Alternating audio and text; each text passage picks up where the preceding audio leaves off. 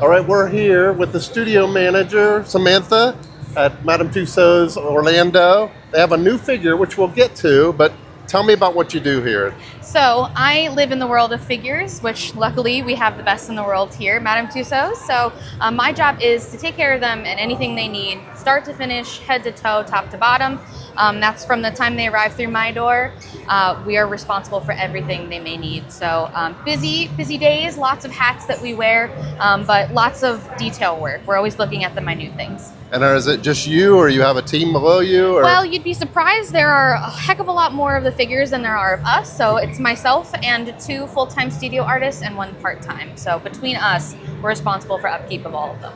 Now, when people come through here, are they allowed to touch the figures? They're not supposed to touch the figures? Yes. How does that work? So that's one thing that we are pretty unique for. Madame Tussauds across the world, we want you to get up close and personal with the fame, of course, in a nice, respectful way. My rule of thumb usually always is, whatever you wouldn't do to the real person, you probably don't want to do to their likeness. But it certainly want you to get up and look at the detail, stand next to them, look at all their fun little accessories and things, and really kind of step into the fame with them. So it's a nice balance, but definitely want you to get up close. So maybe pose with them, but don't mess up their hair. Yeah, nice, respectful. Besides, you're in an attraction that we're open all day. We're open 365, so there's always going to be somebody coming in behind you that we want to make sure they look great for everybody. And then is there different maintenance with an older figure that you've had maybe since opening versus a brand new one? Absolutely. We span the gambit with things that existed even before our building was built that we may have had transferred to us. We have figures that could be 20, 30 years old in the estate. So that maintenance is going to look different. Over time, the wax starts to age, could become more brittle. So how we approach things could definitely change. And then, of course, we're always really excited to get new figures in, as you'll see later, but they tend to be kind of fresh out of the box. They're beautiful, so our job is to keep them looking like that for as long as we possibly can, whereas older figures, of course, we've got different challenges. Obviously, if somebody messes a figure's hair up, you just got to correct it, but if somebody breaks a finger off, that would probably necessitate taking the figure off the floor, or? We do have some more severe damage that we see from time to time. We have our protocols that we have in place for any time something might happen. So you get trained up on that when you join the studio team, but our job also is to prevent that from happening. Again, by making sure the interactions are fun, but done in a respectful way, because obviously we want every guest to come through and see as much as we have available. Our goal is to keep figures out on the floor as much as possible, but yes, it definitely does range in the kind of work that they might need. And as you mentioned before, if they're older, it could just mean that there's degradation that happens over time that is going to be more intensive to fix. For example, a figure who's been out on the floor since we've opened over 10 years ago, just like us, they lose hair over time. It breaks, it gets dry and things, except they don't grow it back. So we have to go put it back for them. And that's just a natural process that happens from repeat styling and heat treating and all that stuff. So we see a whole range of things, but yeah, it could be nice and quick fix. It could be something a lot more involved. So mostly, like you say, you try to keep them on the floor. Yes. So is there a set, like, this figure's 10 years old, now it's time to take it off the floor and fix it up? Not or per everything's se. Mostly tried to fix on the floor? Yeah, we definitely have our times where we're in actually like 3 hours before we open every day. So that's our opportunity to really get out there. Anything that needs additional attention, we can do. And we do have the ability to bring them in for short windows of time where maybe a few days is all they need to really get them refreshed and camera ready, red carpet ready. And then something more involved, like a repaint, which we do have to do sometimes on those older figures. That can take a couple of weeks. It just depends situationally. Every single one of them is going to be different. No 2 are identical. And we assess it situationally on what they really need in each case-by-case scenario. But definitely things that happen on the daily, making sure hair is perfect, lint rolled, all of that stuff is stuff that we can take care of for everybody before we open in the morning. So if you have a favorite figure and you come through and it's gone, it may just be getting fixed up. Exactly. Or I know you guys swap some out sometimes. We do, yeah. So we're a global brand. We've got sites all over the world. Sometimes, we get the launch, obviously. We've got a brand new figure. Perfect example that we'll talk about later. The new figure actually launched with the New York version of the figure in New York. But then it took some time to come down to us, get installed, so there might be a little delay there. And then other times, something exciting might be happening in a particular city or event that we want to bring a figure to that maybe that local site might not have, but we do. So we do ship them. We call that going on tour. So we'll send them out on tour on occasion as well. And then other times, yeah, it could just be routine maintenance and things that if you come in, you might see somebody off the floor. We could also be designing a new space or changing a whole room around. So it could just be nature of the business and kind of what we've got at the moment. Okay, I know I've been to Madame Tussauds like in London, and I've seen figures and I'm like, I have no idea who this person is. Yes. So I assume some of them have localized figures. Absolutely, yes. Each site is going to be curated to the city that you're in. There are going to be some names that I think everybody knows or super recognizable, especially classics like Elvis. Things like that, you're gonna, that's a really, really big person that I'm sure somebody from London would recognize. Right. But we might not recognize some of their local stars. So it's just gonna depend, but we will make sure that the site that you're in is gonna have a little bit of the flavor of the place that you're into. So New York is very New York focused. Las Vegas has some casino elements and Right. things. So it's just gonna depend, yeah. And I think some of the local ones here might be like Shaq because of the Orlando Magic, and Exactly. you got Walt Disney, of course. Exactly, yeah. So we've definitely got some unique gems to us as well. I mean, even early on in the attraction, we have Juan Ponce de Leon, and that's a very Florida-centric figure for being, one of the first Europeans here. So it's really kind of a roll of the dice to see how niche we're going to get versus how widespread. But you're always going to find somebody that you recognize, and maybe you'll learn a few faces that you haven't seen yet if you're traveling. Okay. Well, can we go in and take a look at some of the figures? Yeah, come on in. So this is definitely a unique to Florida situation. We've got Pitbull, Mr. Miami, if you will. He's a really good local icon, not just for Orlando, but being from Miami, he's a great Florida icon statewide. So he's definitely one that we like to feature for the Florida. How did he get the privilege of being the first one you see when you walk in? He was a great sport. This is actually a donated suit, so he is definitely a great figure. We've had him from kind of the inception of the Madame Tussauds Orlando space. So from what I have gathered, as it predates me, but Okay. it was pretty much, from my understanding, kind of always an icon for this location in particular because he is so Florida-centric. He still plays music here all the time, and it really does capture kind of the vibe of a lot of what we've got going on in Florida, Central Florida, and of course, it's good representation for a lot of our guests as well. And you said something interesting, that his suit was donated. So Yes. when you're looking at these figures, you may be actually looking at some of their clothing. Correct, yes. So not always. Sometimes we are actually doing the recreation of a particular Right. suit, so or costume. A lot of ours are going to be really detailed recreations of where we might have even worked with the original designer. But of course, if that is perhaps a piece that's going into a museum or an archive, they're not going to always hand it over to us to have out on display. We'll do our best to recreate that down to the smallest details, working with that designer to make it really still fit the figure as if it came right off the real person. And most of the figures, if the person's alive, they usually work with you guys with the artists who designed them. Is Yes, that right? as much as possible. Obviously, these are celebrities, they're busy They're people, busy. so we don't always get them all the time, but that is the ideal situation. And it's, no money's exchanged. It is us honoring them with the figure and them having the time to kind of really make it the best it can be for us. So we definitely look for that and we hope for that each time, but we do have the ability to do things from research and, like I said, working with designers and things Right, too. right. So. Okay, let's see what else is around here. So we're leaving the water of Miami, but we're staying on the water, just going back in time a bit. Okay. As I mentioned, we have Juan Ponce de Leon, so a nice, fun, interactive kind of set on his ship here. So he's definitely more of a Florida-focused figure. So that's a good example of it's not really interactive, but it's something more than just looking at figures. Of course, yeah, and a bit of an immersive space as well. You can go spin the ship's wheel. We've got lookout glasses and things, so not just a figure in a static space, but feel like you're really stepping into a scene with them. Okay, cool.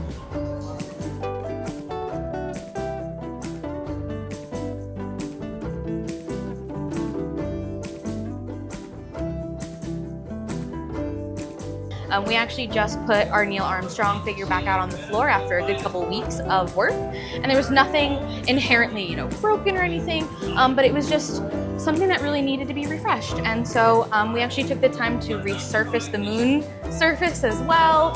So sometimes it's not even just strictly about the figure. It could be about the whole scene, could be about a prop piece, could be something like that. So he's a great example. We had him off the floor. He got fully repainted.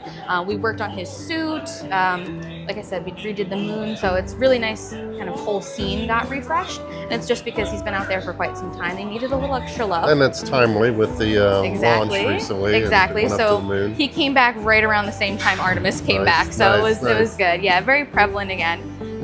And very much in everybody's mind. So it was a great timing for that. Yes, this is Walt Disney. He is definitely a local favorite for obvious reasons. He's a figure that is, as you can see, seated. So just in general, I feel that they tend to, if you will, age a little bit faster when they're seated, just because they're lower to the ground and everybody can reach them, everybody can interact. If somebody's as tall as Shaq, you're not going to be able to put your arm around his shoulders the same way that you would at, Disney being only a couple feet off the ground. Right. It's definitely a different kind of aging process. We might have to just do more routine maintenance on him for that reason.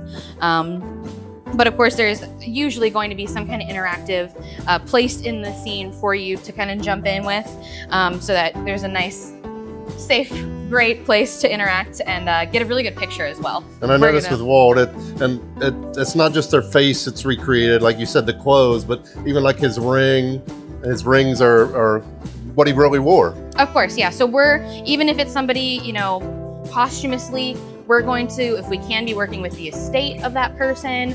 We're going to be doing as much research as we can to not just get things like height correct, but to really capture their energy or their personality in their figure. We're going to look at all those little details, same thing. Walt's Cladow ring is the big one, as you mentioned. So that's just kind of one of those little details that we find to be very important to get that person right. Okay, cool. While it is historical, it is a bit more modern history, if you will. So these are people obviously who have had big impact on culture. Steve Jobs, Steve Wozniak, same thing. Something a little different. You go from the age of, ships on the ocean, and then we've got back science and a little interactive first thing discoveries and fun things. But then you've got really modern, the designer of the iPhone. So have a little bit of everything. And I know Steve's been here a while, but the other Steve is newer, I believe. Yes.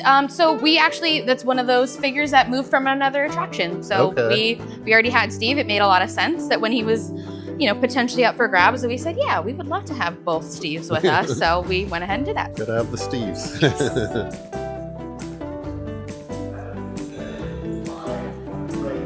Of course, the lady herself. Oh, that's Madame. Our matriarch, if you will, our Madame Marie Tussauds.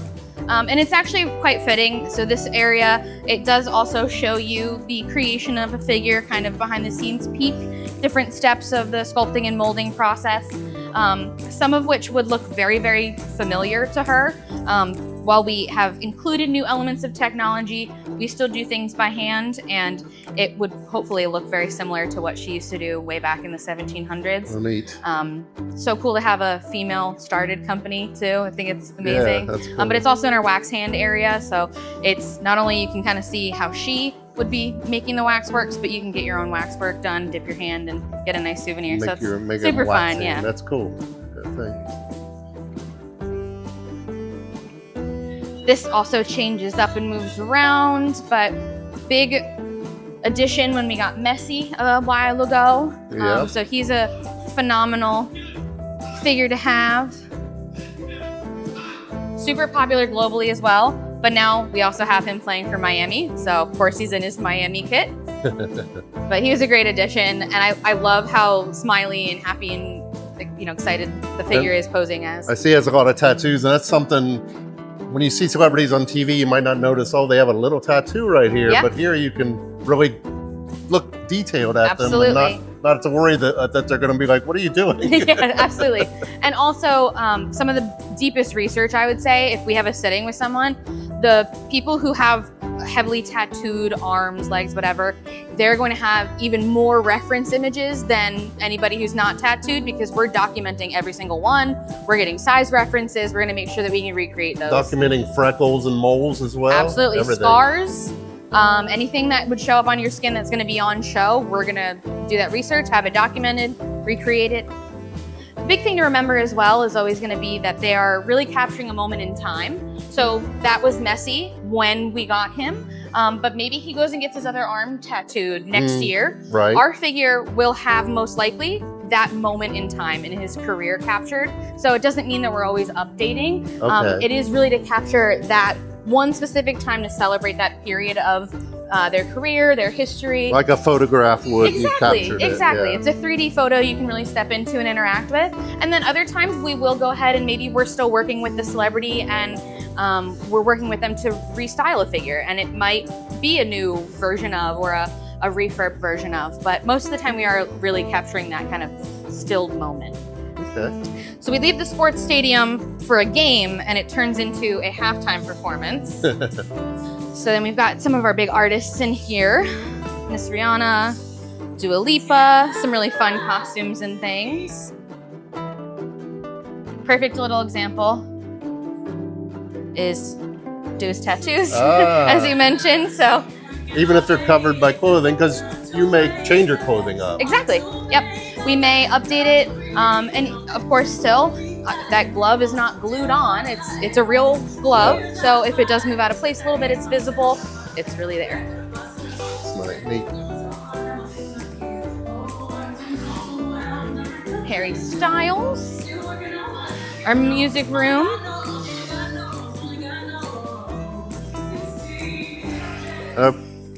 Ariana, yep. Another thing that people may not realize from watching celebrities on TV is how tall they are. Yes. So you're surprised by how short somebody is or how tall they are. Absolutely. So that's actually, I think, one of the most common kind of surprises that people encounter. Obviously, Shaq is a tall man, but sometimes it really takes standing next to these people to internalize how big or tall they are or aren't. Ariana's one of those where most people, I think, know she's a more petite woman, but when you see, she's not, I'm 5'3", I'm wearing a little platform sneaker here, but she gets a little height from this here ponytail, and she's got a whole lot of help from the shoes. So you can imagine, how tall she would be without them on. That's neat. Yeah. Not sure if you saw Beyonce last time. I was going to say, am I correct that she's got different outfits? She's had different outfits. Yes, she has. So we had a version of her for a number of years. It was absolutely time to cement her in her more current form, get her updated. And so globally, she's obviously very popular the world over. So she's got many figures. All of them are styled differently. We have Cowboy Carter version here. So this is the only one styled as such. And we think it fits Florida pretty well too. That's cool. I'm sure he's in Vegas as well. Yes, he is. He's quite highlighted in Vegas. And then we enter our TV room here. On one side of the room, you've kind of got the green room spaces. You've got behind the scenes, behind the curtains. Oh, I see. We're on TV Yep, up there. so you can kind of preview yourself, monitor yourself, but you've got Oprah at the hair and makeup station. We've got people getting ready over here to go on, and then on this side of the room, it's actually in front of the camera, so you can sit down with Jimmy Fallon. And then we've got Neil Patrick Harris from How I Met Your Mother and Sofia Vergara.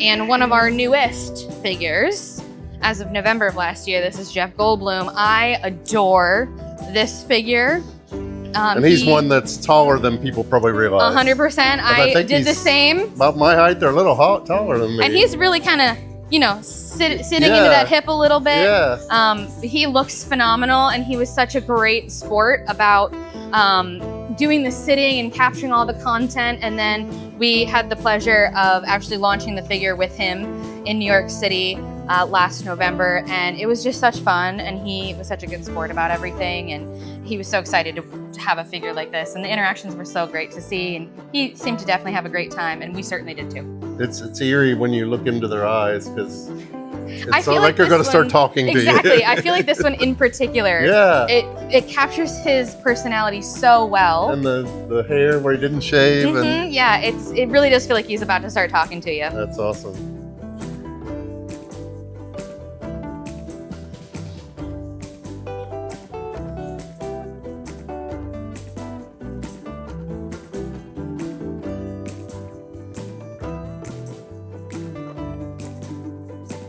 And then some of these figures are going to trick you in thinking there's a real person standing there. Yes, certainly.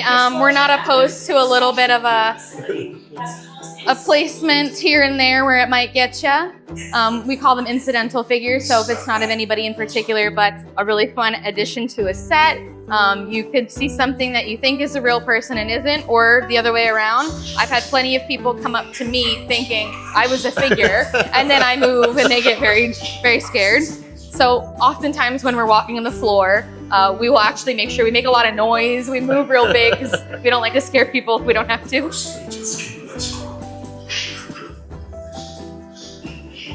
So not only, well, these are double. These are real people, but they're also characters. Yes. So these are the actors portraying the character from this particular set of films. I see what you mean by being loud in this area. Yeah, exactly. So each of these are a little interactive? Yeah, so this space in particular is very interactive. Each figure is going to have something fun to kind of activate as you go through. And then, of course, it is a bit larger than life because they're superheroes. So it's not just stand and take a pose if you can help it. You know, you can lift the helicopter with Superman. You can use the bat signal and stuff. So it's definitely not just a traditional museum experience, but a bit more interactive. That's awesome. There we go.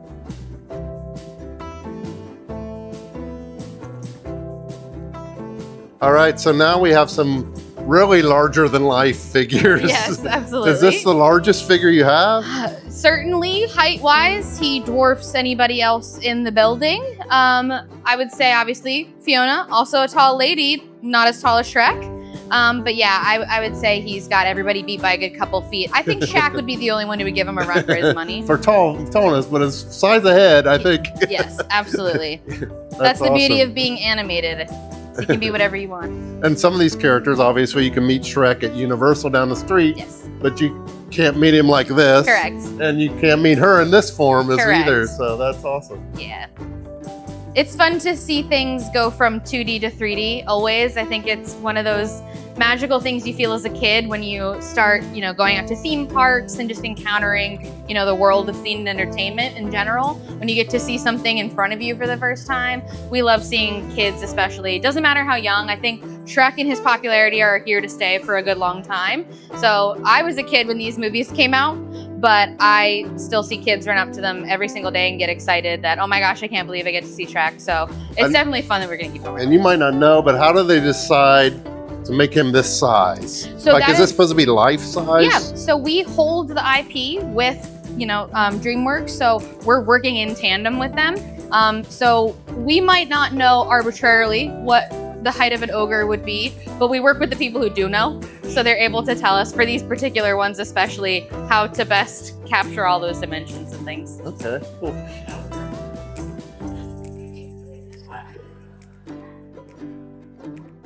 One of my wife's favorites. A classic, an absolute classic. She's such a doll. She's another one that's just so itty bitty you might not expect it. Is this area, I guess, movie making? Yes, this is all our film section here. So we've got classic films, we've got action films, we've got musicals, we've got a little bit of everything in here. Definitely fun, again, for all ages. Kids will probably recognize Kung Fu Panda over here, or around the left there, we've got Dwayne Johnson, and then down the way we've got Alfred Hitchcock. So something for everybody in the family, different ages, different demographics. He would be the only one to rival Shrek's size, I think. Correct, I think so. But I mean, he's got a really big arm, but I feel like those legs are nowhere in comparison. Plus, of course, you can't tell because he's not really standing up straight. Yeah, yeah. This is one of my favorites. We got E.T. You have a favorite here? In this particular room or the whole site? The whole place. It's tough. They all have their own personalities. And then on top of that, of course, they all behave a little bit differently when you're trying to maintain them. Some are really cooperative, some are not. But it's tough. I really enjoy how a historical figure like Neil Armstrong, that is a person that had I mean, his face was everywhere in the world. But you can come kind of step into his world a little bit. I think that's super fun and super cool. But usually our new ones that come and we have a phenomenal experience with a real person, it's probably gonna be my favorite at the moment. So the figure we're about to see plus Jeff Goldblum, I think they're two of the best, and they were just so fun. So I think those are at the top of the list at the moment. I would say this is probably one of your most popular ones. Absolutely. Right now. For obvious reasons, I think. This was our largest global figure launch in Madame Tussauds history. So Taylor Swift here, this is one of 14. So we have 13 other versions of her out in the world. And we are lucky enough here to have this Reputation version of her. So people really love, especially Swifties, to come see her. And for most people, it's probably as close as you'll ever get, myself included. So it's the figures are pretty much the same at the other Madame Tussauds, but she's wearing a different outfit? They're posed differently. We've got multiple poses. Styling is going to be completely different as well. And then, of course, the environment and the set that they're in. The whole point was to really document her eras. So they're all from a different era of her career, just like the tour was. So we have Reputation era. That's cool. So yeah, you can go see a different one everywhere you go. All right.